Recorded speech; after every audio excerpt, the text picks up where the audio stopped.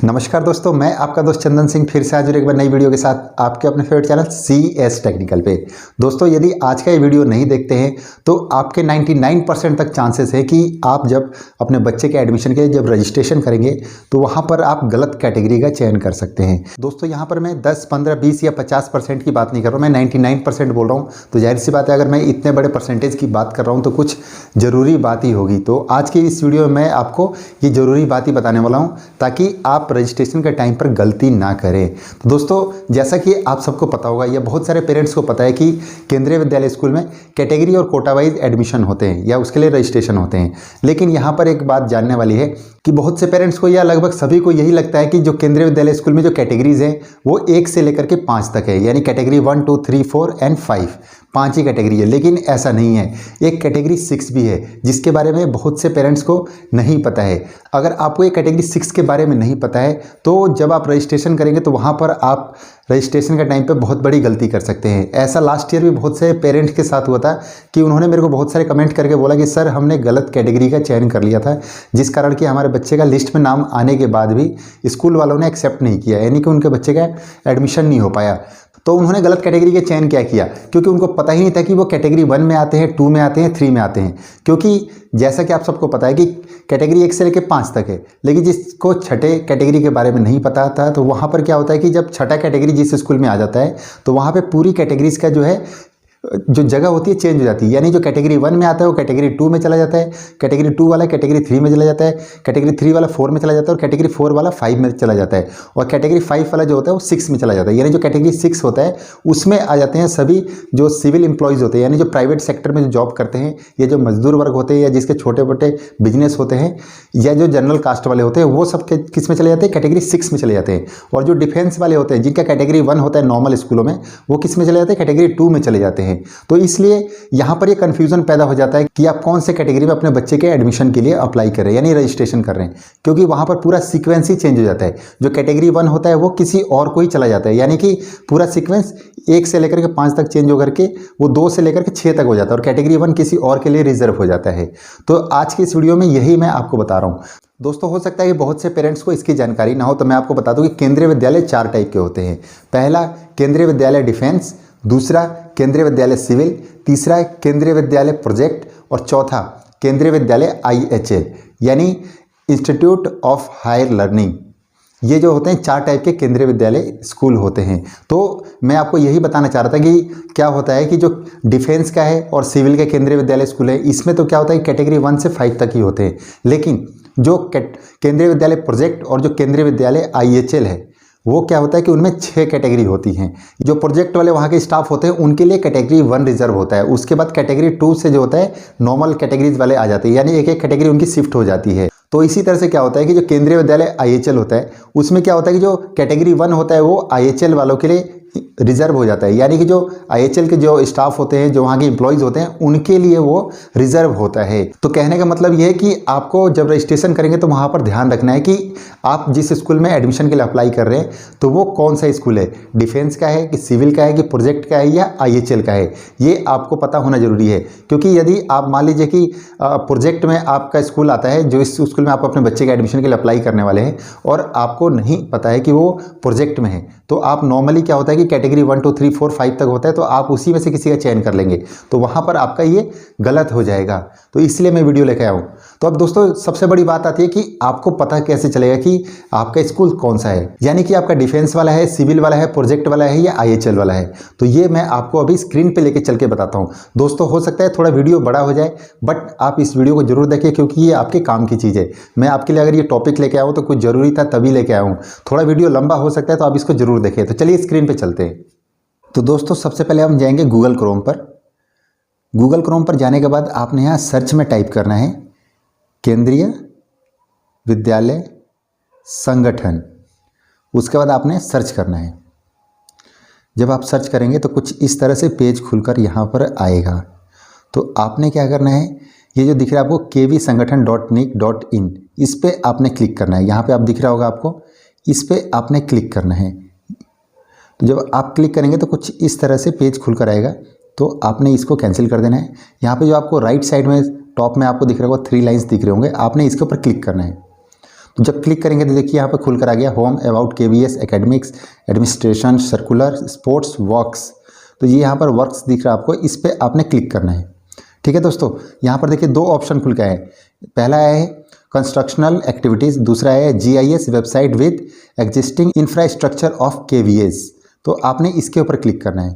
ठीक है दोस्तों, जब आप इसके ऊपर क्लिक करेंगे तो जिस तरह से परमिशन मांगे उसको आपने परमिशन दे करके दे देना है, ओके कर देना है। उसके बाद देखिए यहाँ पर थोड़ा सा टाइम लगेगा लोड होने में पेज, तो आपने थोड़ा वेट करना है। मेरे यहाँ पर थोड़ा नेटवर्क अभी इशू चल रहा है इसलिए थोड़ा टाइम लग रहा है, बट देखिए यहाँ पे खुल रहा है धीरे धीरे। दोस्तों ये वीडियो आपका देखना जरूरी है, क्योंकि इसके माध्यम से ही आपको पता चलेगा कि आप कैसे पता कर सकते हैं कि आपका स्कूल कौन सा है, डिफेंस का है कि प्रोजेक्ट का है कि सिविल का है या IHL का है। तो इस तरह से ही आपको पता चलेगा। दोस्तों ये देखिए यहाँ पर इंडिया का मैप खुल के आ गया और यहाँ पर देखिए सारे केंद्रीय विद्यालय स्कूल के सिंबल्स बने हुए हैं कि यानी पूरे ऑल ओवर इंडिया में इतने केंद्रीय विद्यालय स्कूल हैं। तो देखिए सबसे पहले क्या करना है कि आप जिस स्टेट के रहने वाले हैं उस स्टेट के ऊपर जाना है। तो आप कैसे जाएंगे, आपने क्या करना है कि वहाँ पर जूम करना है जिस स्टेट में आप रहते हैं। एग्जाम्पल के लिए मैं उत्तराखंड से रहने वाला हूँ, तो मैं अपने स्टेट के पास जा करके जूम करता हूँ। तो देखिए यहाँ मेरा उत्तराखंड आ रहा होगा, आप दिख रहा होगा सामने आपको। तो मैं अपने उत्तराखंड के स्टेट के पास आ गया। जब आप खोल लेंगे इस तरह से कुछ जूम करके आ जाएगा यहाँ पर। तो उसके बाद आपने क्या करना है, अपना डिस्ट्रिक्ट ढूंढना है कि आपका डिस्ट्रिक्ट आपके स्टेट में कहाँ पर है। तो जब जैसे मेरा ये हरिद्वार डिस्ट्रिक्ट है, मैंने यहाँ पर ये हरिद्वार डिस्ट्रिक्ट के पास आ गया। ये देखिए मैं यहाँ पर हरिद्वार डिस्ट्रिक्ट के पास आ गया। मैं यहाँ पर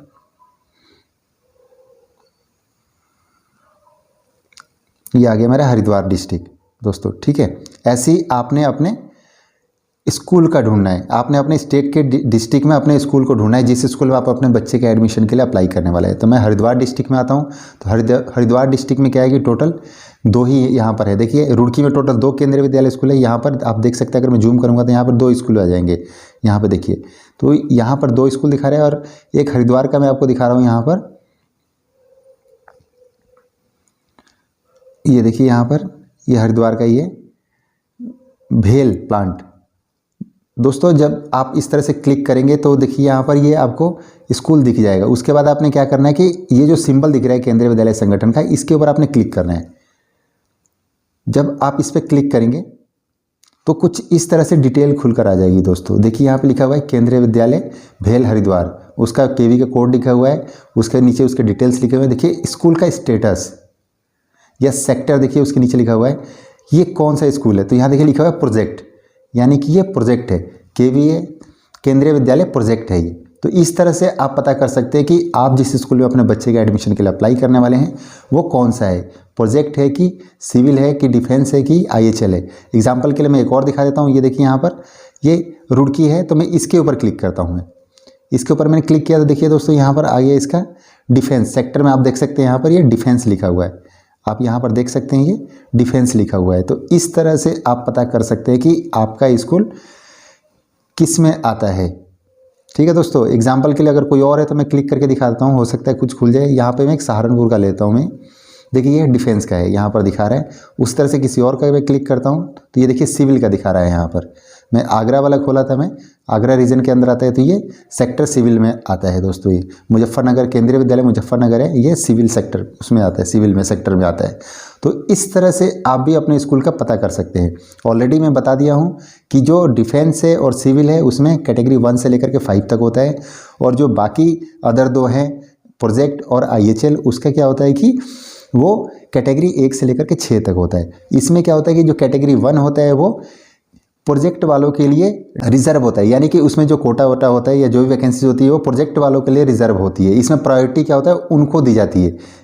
जैसे कि मान लीजिए भेल है तो उसके जो एम्प्लॉयज़ होंगे उनको ही वहाँ पर एडवांटेज दिया जाएगा, यानी प्रायोरिटी दी जाएगी एडमिशन के टाइम पर कैटेगरी 1 में। कैटेगरी 2 से शुरू होगा आगे की जितनी कैटेगरीज, यानी जो कैटेगरी 1 वाले थे वो कैटेगरी 2 में चले गए।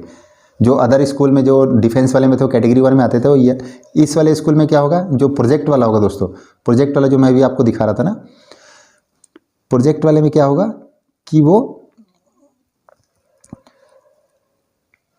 ये प्रोजेक्ट वाला, इसमें क्या होगा दोस्तों कि प्रोजेक्ट वाले में वो चले जाएंगे किसमें, कैटेगरी 2 में चले जाएंगे कैटेगरी 1 वाले, और वैसे ही कैटेगरी 2 वाले 3 में चले जाएंगे, 4 वाले 5 में चले जाएंगे और 5 वाले किस में चले जाएंगे, 6 में चले जाएंगे। यानी सिविल जो एम्प्लॉयज़ हैं यानी जो प्राइवेट सेक्टर में जॉब कर रहे हो कैटेगरी 6 में इसमें इस स्कूल में अप्लाई करेंगे।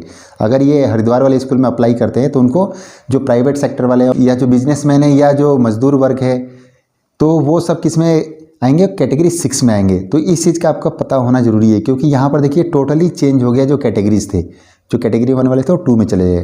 तो दोस्तों इस चीज़ का पक्का ध्यान रखें। वीडियो थोड़ा लेंदी हो गया मैं मानता हूँ, लेकिन ये काम की चीज़ थी इसलिए मैं आपके लिए लेकर आया था, ताकि आप सबको जब रजिस्ट्रेशन करें तो वहाँ पर कोई गलत फहमी ना हो और आप किसी गलत कैटेगरी का चयन ना कर दें।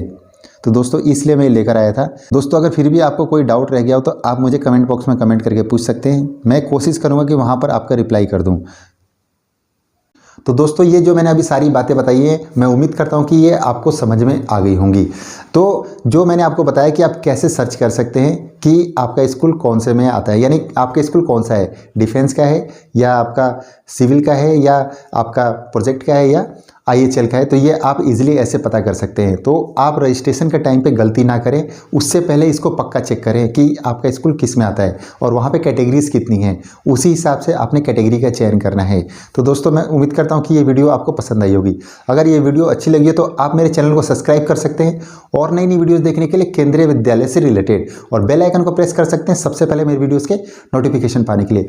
दोस्तों आप मेरे वीडियोज़ को लाइक नहीं करते तो मैं आपसे बस यही कहना चाहता हूँ कि आप लाइक करें ताकि मुझे भी पता चले कि मेरी वीडियोस आपको पसंद आती है और आपको हेल्पफुल लगती है। तो अगर वीडियो पसंद आती है तो आप इसको ज़्यादा से ज़्यादा लोगों के पास शेयर भी करें ताकि जो पेरेंट्स अपने बच्चे का एडमिशन केंद्रीय विद्यालय स्कूल में कराना चाहते हैं उन सबको भी मेरी वीडियोस के माध्यम से हेल्प हो सके। तो दोस्तों आज के लिए बस इतना ही, तब तक थैंक यू, बाय बाय, जय हिंद।